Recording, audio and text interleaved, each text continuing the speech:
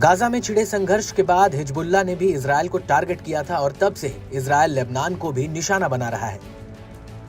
Hezbollah और Israel के बीच करीब 11 महीनों से जंग जारी है। इन सब के बीच पूर्वी लेबनान में इजरायल ने एक और बड़ा हमला किया है।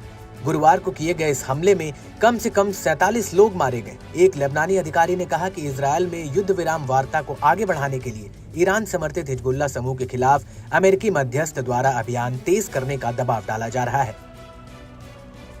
वहीं अमेरिकी मध्यस्थ अमोच हॉचस्टीन ने पिछले मंगलवार को अपनी यात्रा के दौरान कहा कि युद्ध विराम हमारी समझ के भीतर है। इजरायल के प्रधानमंत्री बेंजामिन नेतन्याहू और रक्षा मंत्री इजरायल काट्ज से मुलाकात की, मगर उनका तत्काल कोई बयान नहीं आया। इजरायल की सेना ने बालबेक जिले को निशाना बनाया है। ये पूर्वी इलाके में स्थित है। इस हमले में 40 से ज्यादा लोग मारे गए हैं, जबकि 52 बुरी तरह से जख्मी हैं।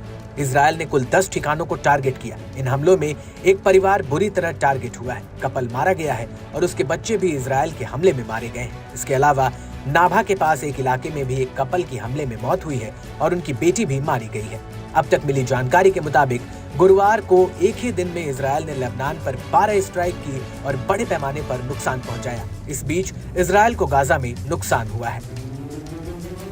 हमास की सैन्य शाखा अल कसाम ब्रिगेड ने कहा कि उसके लड़ाकों ने उत्तरी गाजा के बेत लाहिया शहर में 15 इजरायली सैनिकों को करीब से मार गिराया।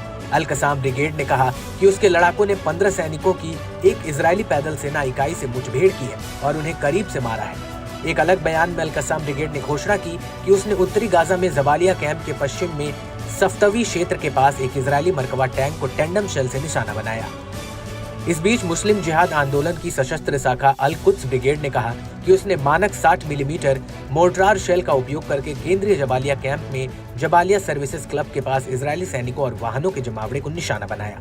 इजरायली सेना ने इन हमलों के बारे में कोई बयान जारी नहीं किया है। उधर गाजा स्थित स्वास्थ्य अधिकारियों द्वारा जारी आंकड़ों के अनुसार 7 अक्टूबर 2023 से इजरायल ने गाजा में हमास के खिलाफ बड़े पैमाने पर युद्ध छेड़ा, जिसके कारण 44,000 से अधिक लोगों की मौत हुई है और घरों तथा बुनियादी ढांचों को काफी नुकसान भी पहुंचा है।